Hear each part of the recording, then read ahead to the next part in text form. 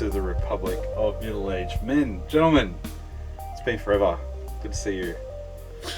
It's been a long hiatus. It has. It has. It's been so long that my beard grew, went from grey to black, got cut, and then got grown again, and now it's going back to grey again. There was absolutely no dye involved in that process, I promise. It's all Okay. natural, you're right.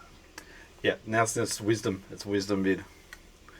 So, anyway, how are you guys? What are you drinking? I have a Canadian Club and Dry, which when I went to WA for work late last year, all the guys were smashing these, and I was like, I don't remember the last time I had one of those. And I think since that trip in WA, I've probably had 100 in the last 8 months. They're so good. Anyway, what are you guys drinking, Lachlan? Mate, I'm pretty tired, so I'm on the zero alcohol Sidewinder XPA, which it's not too bad actually. I will only drink alcohol-free beer if it tastes as good as a regular beer. Is my philosophy. So this one's not too bad. Interesting. Yeah, the problem with that theory is you've got to taste them all to figure out which ones taste good. So I have worked through a few bad ones, I will admit. But, I feel like there's not a lot of risk reward there. There's plenty of downside. Plenty of downside. Yeah. Yeah. The alternatives, I have a normal beer and fall asleep halfway through this podcast. That's Timmy, okay. Canadian Club, should that not be renamed Fascist Club at this point? Oh, there we go. Maybe. I don't know. Would it be fascist or socialist? The difference being... No, you can't say. I don't know. Maybe my Australian accent threw you off for a minute there. What are you drinking there, Rubes? I've just got whiskey and soda. Ooh, whiskey and soda. That's the main thing that's new for me. I figured out that if you put cheap whiskey with soda, you can stretch out your drinks and make them last longer. Interesting. Do you have any lime or lemon in it?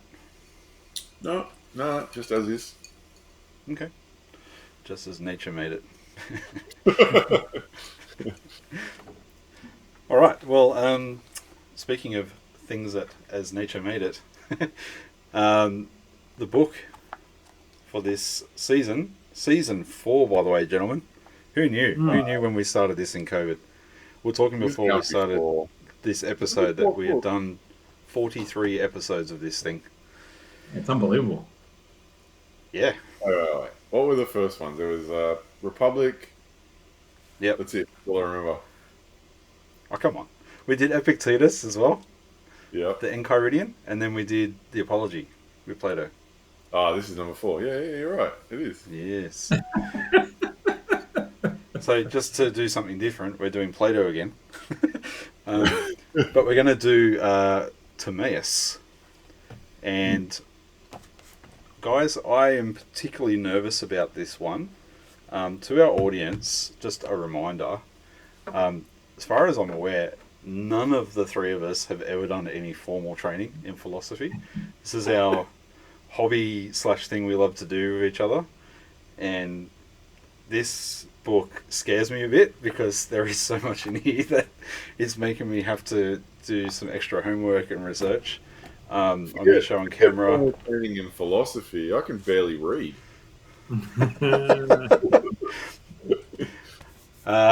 So I've got a book on sacred geometry to learn about this.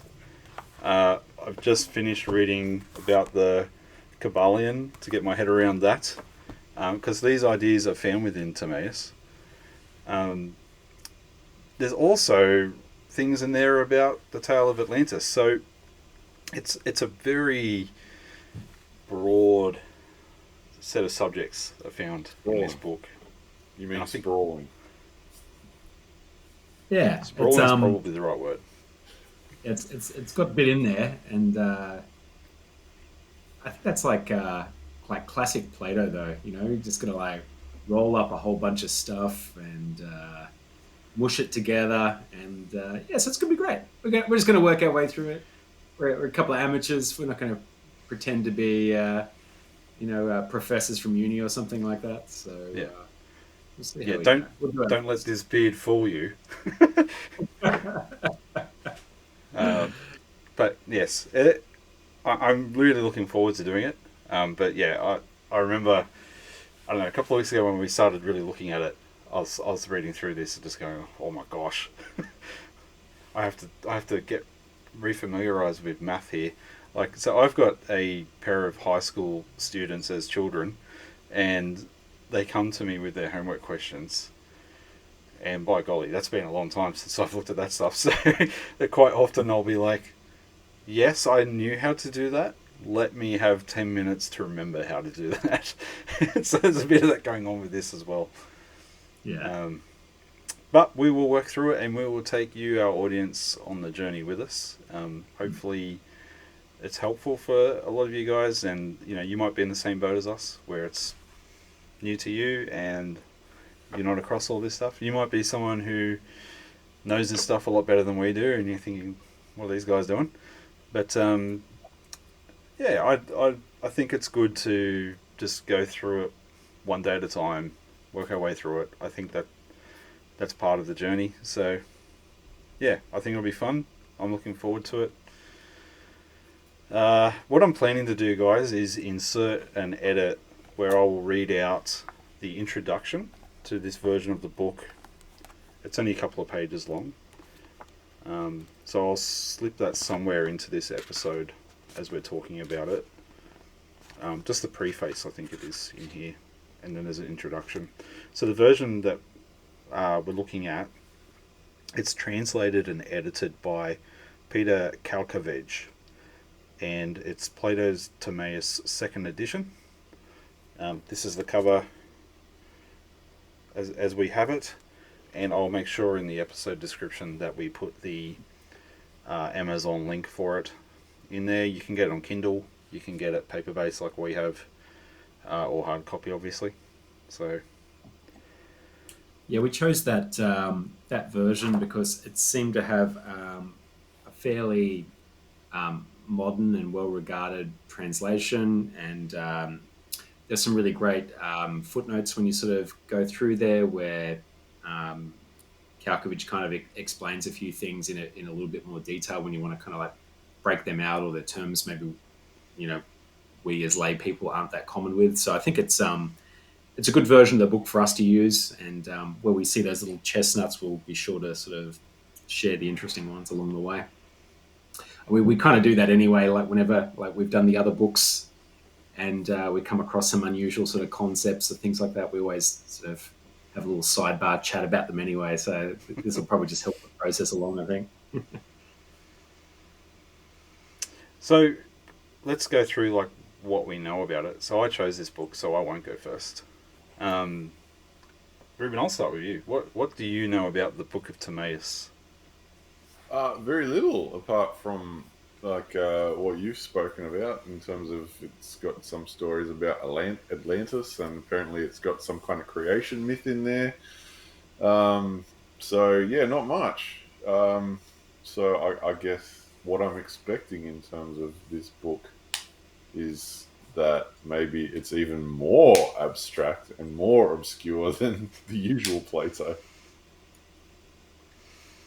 That's very possible. And it's kind of weird saying that. It's kind of like being more in depth and detailed for Tolkien than what Tolkien normally is. Like,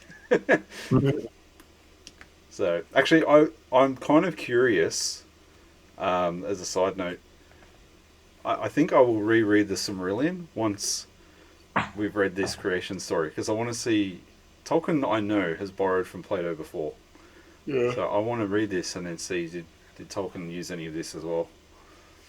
Well, you might I don't know if you're interested. Also, you could do C.S. Lewis's Magician's Nephew, which has a creation myth in it as well. Hmm. Um, which I believe Tolkien might have got upset because he thought C.S. Lewis might have ripped his ideas off for that book. So I don't know whether that's something you'd be interested in too. Okay, that sounds good. How about you, Lachlan? What do you know about the book? Yeah, well, look, I think going into it, when we first discussed it, I didn't have much awareness of it at all and had thought this was something that was mostly going to be sort of like talking about like the sort of, I guess, like the Atlantis story and stuff, because I think that's why we'd sort of gotten onto it. And when I picked up the book and just started reading through like a couple of like essays and stuff had been about it, I was like, oh man, this thing's going to have some meat in it. And so I could understand why you had a little bit more sort of trepidation around it because, yeah, it's going down some pretty interesting sort of places with sacred geometry and yeah, creation story, talking about how the universe was created and why it exists and all this sort of thing. So there's some pretty interesting stuff to kind of cover off here. So, but yeah, look, I've only just sort of started, dipping my toe in the water, reading a little bit of it, but it already feels good to get back into some Plato, though. Yeah, I had the same thing. I've only read maybe a couple of pages of it, but it is nice to be back into Plato. Mm. Yeah, there's something warm and cozy about Plato, even though it takes you to these very, as you said, abstract, weird lines of reasoning and thinking at times. Mm. There's something wonderfully comforting when you read Plato. It's just quite nice to read. Well, for me, in the interim, since we've sort of had a break, I've read some Dostoevsky. I've gone to some Joseph Conrad. I've read Heart of Darkness maybe twice, maybe three times now. And then from there, I read a bit of T.S. Eliot. And for anyone that's familiar with that sort of gear, it's pretty dark stuff. And then kind of coming back around to Plato, you're right. I do. I kind of get that a little bit more of a warm and fuzzy, light-hearted is not the right term, but just I don't know, consumable. Like it's just like it doesn't have that bitter taste of everything else that I've been reading for the last 6 months. Hmm. Yeah, well, I think it's that thing about like Plato likes to take you on a journey, right? Yeah, And so he sort of sets things up a little bit, gives you a bit of an introduction about the people and the kind of things we're going to kind of like look at, and then yeah, I think there's a certain amount of like hand holding going on there that he's you sort make of a good point because when we read the Republic, even when Plato was or when Socrates is about to say something that he probably knew that he shouldn't have said or that people wouldn't like, he would kind of prep you for it. yeah, yeah, yeah. Yeah, so there's a certain comfortable style to it. So I'm sure we'll be in the safe hands of Plato as we try and fumble our way through. But Well, I it'll be fun. I'm interested to read Timaeus because I noticed that Socrates referred to him as a philosopher, Yeah, and that's high praise, man. Anyone that Socrates says that about, I think he's probably worth having a listen to and seeing what they've got to say. So I'm that's one thing I know about it. What you guys mentioned before about how Plato takes you on this journey of like many things. I think we established back in season one that philosophy used to be that. It used to be the study of all things. mm. Um, and then it sort of became honed over the centuries to be its own thing. Um, so it kind of makes sense back in the, I guess you'd call it the early days, that it was broader. Um, Well, yeah, and I think this is going to sort of bring in that whole sort of like science and math into philosophy thing is what we're about to sort of step into, which is yeah, a bit of a different direction to what we've sort of had so far. So Mm. that'll be a new sort of challenge. Actually, and there's I should say I did notice in the book there are a few more sort of like diagrams and stuff this time around, which is different in a Platonic book as well. So see how we go with those, and I suppose share them as we talk about them as well. I think they're necessary because they do a whole lot of numbers talking that for us who doesn't. I mean, I'm pretty sure that Pythagorean and doing math for them was their equivalent of Xbox.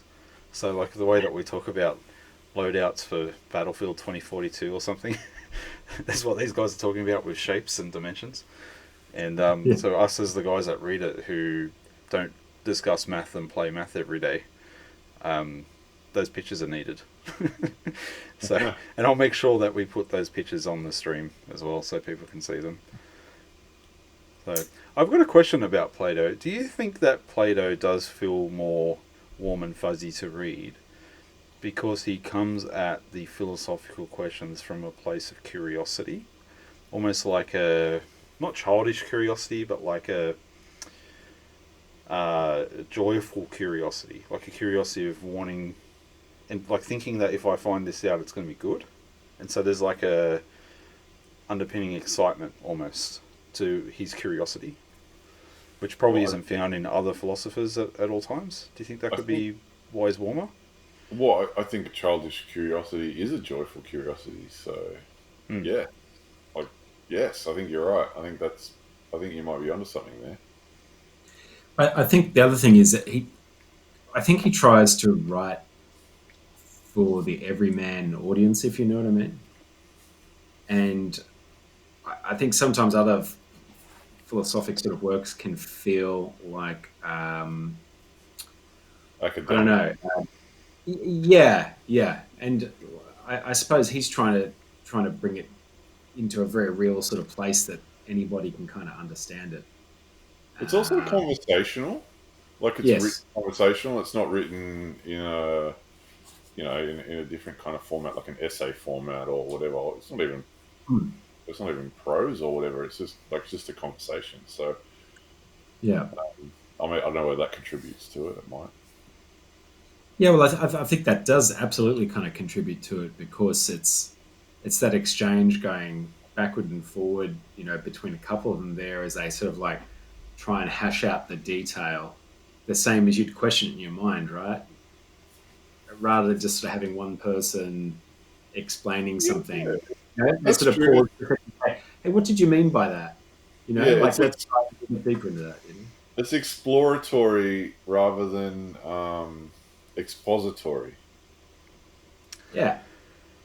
Where do we see that modern day? Like, I've been thinking about this because you're right. So later philosophy is more almost I'd call it university paper, like someone's writing their thesis on their ideas. So it's technical and structured and has a word count, all those many things that we love. Sure we do.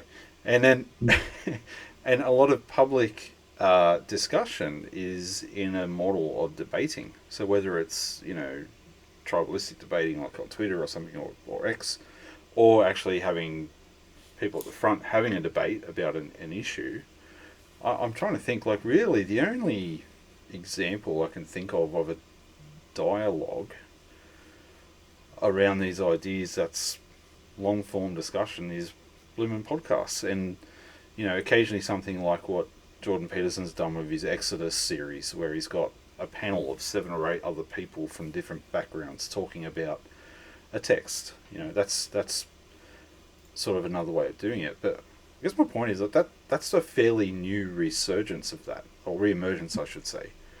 I mean, prior to this sort of podcast explosion that's happened in the last 15 years or so, I can't really think of a natural, friendly dialogue scenario talking through big ideas that would have been consumable for us. I mean, as teenagers and young 20s, we didn't have Joe Rogans of the world or the podcasts like that.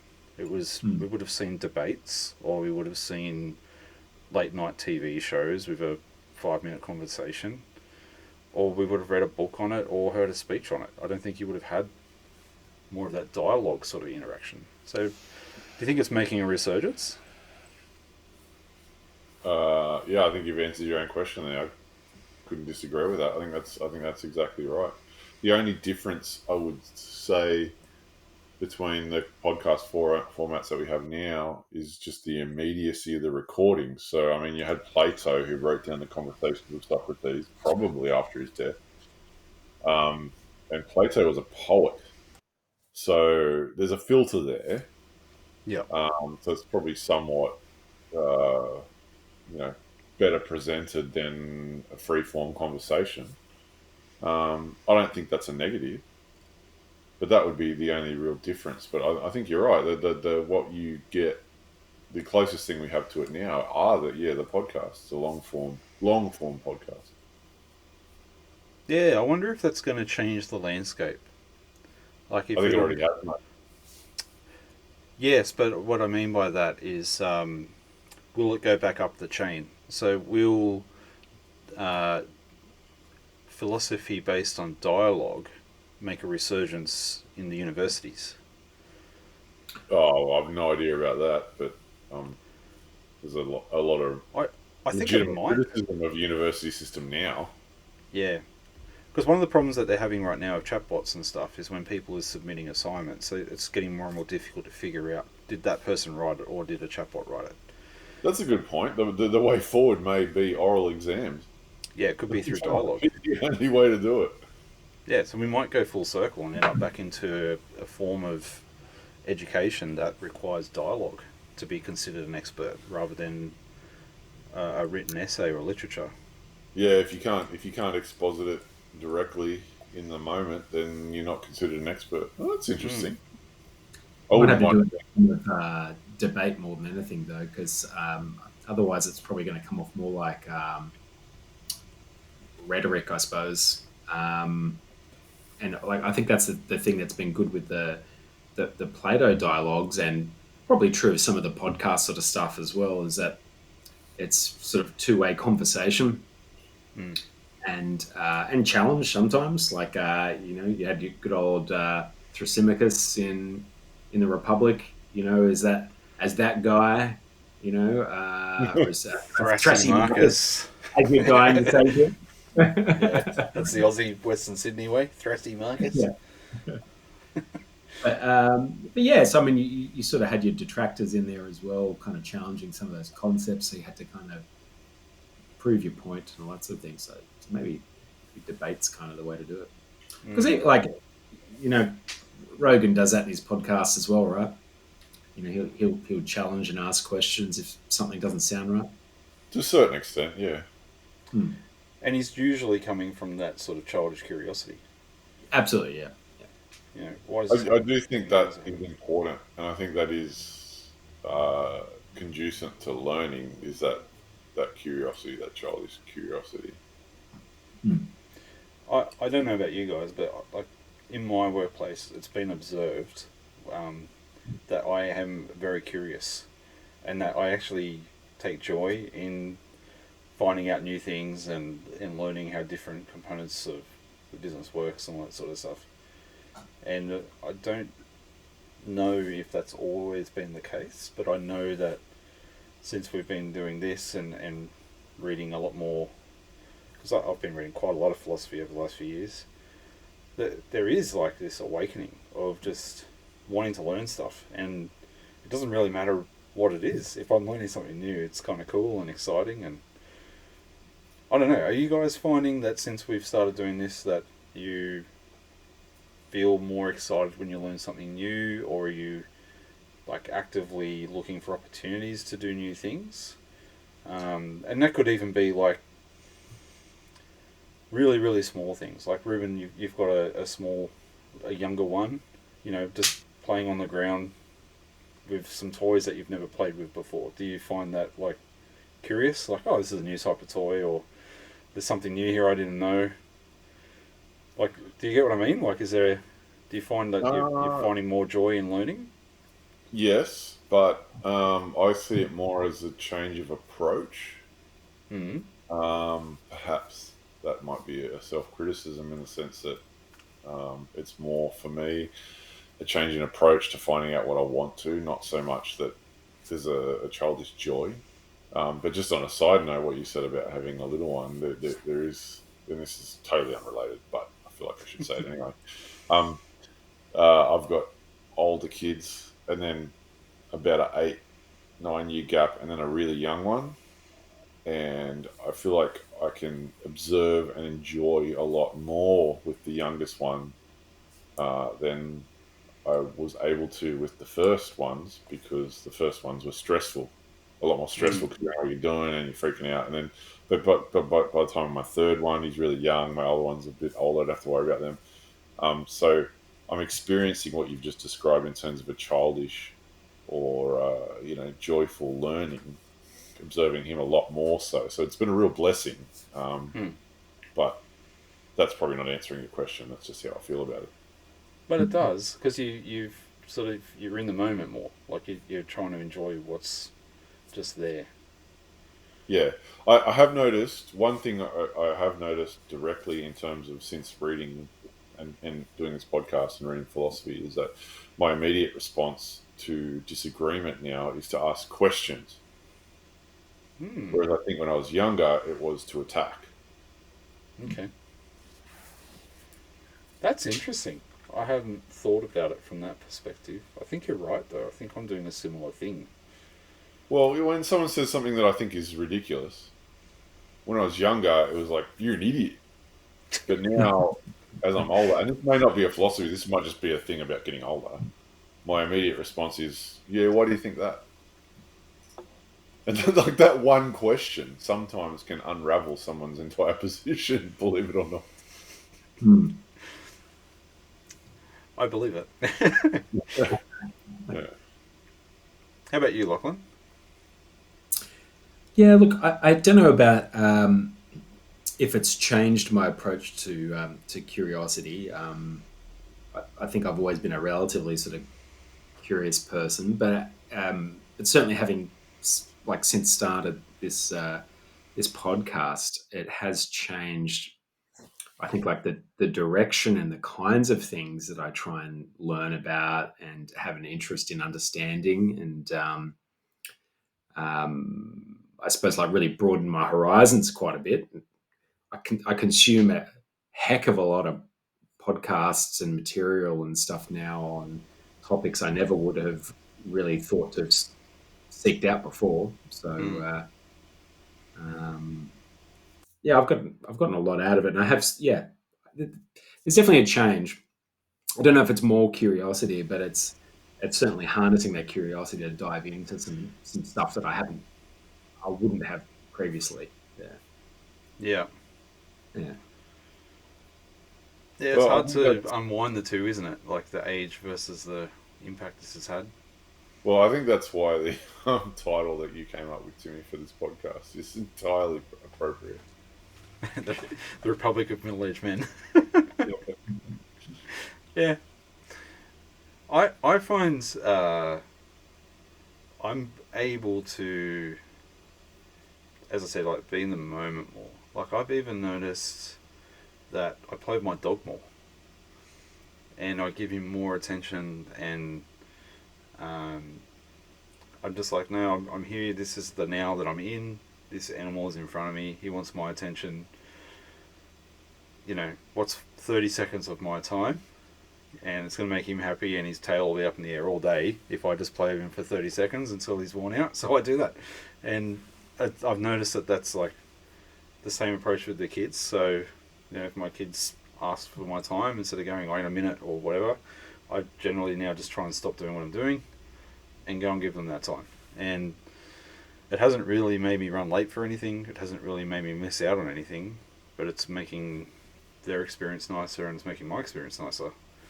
And I think part of that was just actually through this journey of thinking through what's important.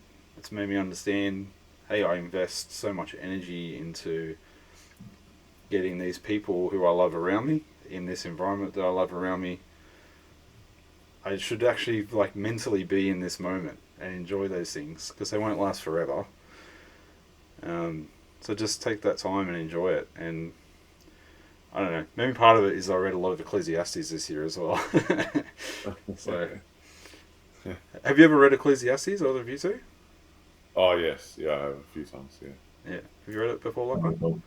Uh, it would have been a long time ago if I did. If you're in a good mood, probably don't read it. But it's I think once you've done a bit of philosophy, which we have, it's a good read, and the conclusions are really good. And one of those conclusions I use as an encouragement to other guys now, which is like enjoy the life of your youth, live, drink, eat, and be merry. Like, because at the end of the day, you can. The whole point of Ecclesiastes is like you can have all the knowledge in the world, but the more you learn, the more you realize the world sucks. You know, and you can have all the food in the world, but the fatter you get, etc. So yeah, it's a good book. It's you can probably listen to it in 20 minutes. It's not too long. Right. It's pretty quick. Yeah. I would, and I'm not certainly not suggesting that these two things are on the same level. But if you like Ecclesiastes, T.S. Eliot's Four Quartets is sort of in a similar vein. Okay. I will need to look at this. You know what got me to read Ecclesiastes the first time in full? It was actually Assassin's Creed 1. Oh, really? It was Assassin's Creed 1. Because, spoiler alert, this is a 15-year-old game. If I spoil this for someone, bad luck. But spoiler alert. but at the end of Assassin's Creed 1, when you are fighting against your master, he quotes Ecclesiastes. At the end of Assassin's Creed 1. No, not Altair. Salahadim, or whatever his name was. No, not Salahadim. The guy in charge of it. Anyway, Altair's master, he quotes Ecclesiastes. That's right. And it's beautifully, beautifully done, but it is Ecclesiastes. And I was like, I know that. Where have I heard that before? So I looked it up, and I'm like, of course it's Ecclesiastes. So then I read the whole thing, and I must have read it 10 times since I played that game 15 years ago, because it's so good. So yeah, I can't recommend that enough. Read Ecclesiastes. It's good. Alright, so coming back to Timaeus. It's not the biggest one we've read, guys, but I'm looking at it. So it's page 94 is where it finishes, and it starts at... Actually, it does start at 1, so it's 94 pages long. I think that would make it 2/3 the size, maybe, of the Republic. Is it really that long? I thought it was a lot shorter. It's 94 pages on this copy. Yeah. So I think this one will take us well into next year, which is fine. As we said at the start, there'll be some learning we need to learn, which we don't have. So if we miss a week or two because we're having to study, that's what we'll do. But we'll do our best to work through it, and we'll see how we go. Coming back to what I know about it, the Atlantis stuff really excites me. Our plan at this point in time is we will come back to the Atlantis stuff to do a deep dive at the end. So, because I don't think it's the main point of the book, but it's also, it's pretty cool. I do want to spend some time on it. So we'll work through the book as it is, and then as like, I guess, a couple of bonus episodes, we'll do the deep dive into the Atlantis side of the stuff. And I'll have to do a lot of preparation for that. So, because I'll be taking you two on a journey with that stuff. Yeah, sounds good. So this is going to be like the guy who's like mind's expanding with like the bits of string going out yes. everywhere. Yeah. Yes. And I'm sure I've got some friends who teach history, for example, in high school. I'm sure I'll get some feedback. I've got people who are ministers. I'm sure I'll get some feedback. Yeah, looking forward to that. So it'll be fun. But you guys know what my man cave's like, and those listening probably don't know. But on my wall to my left, I have an area that's roughly 4 meters wide by 2 meters high, with black corkboard, where I'm trying to figure out the timeline of the history of the universe. And it literally goes back billions of years with masking tape all the way to the top left-hand corner. And I've got images representing probably the last 6,000 years. So it is something I take sort of seriously, and I'm trying to figure it out.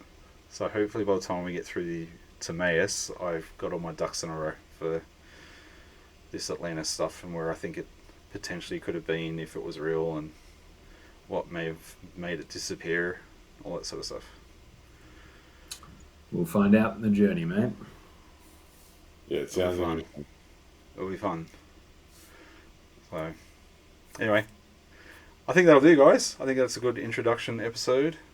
Well, Anything else you want to add before we wrap it up? Well, I've got a question for the pub's philosophers. If you Well, hang on. Let us journey. Whoa! What? Tim asks the questions at the pub. Hey, it's a new season, so we can do some new rules. Well, the only reason I'm raising it is because Tim sort of opened the door because he was talking about Assassin's Creed. But I saw you got, was it like VR or AR Assassin's Creed? I didn't quite get to watch the clip. But tell me. Yes. So, I got Assassin's Creed Nexus on the Oculus Quest 3. It starts off augmented, so it feels very Iron Man. So I can see my man cave, but there's this three-dimensional puzzle menu in front of me floating in the air that I have to move around, which is awesome.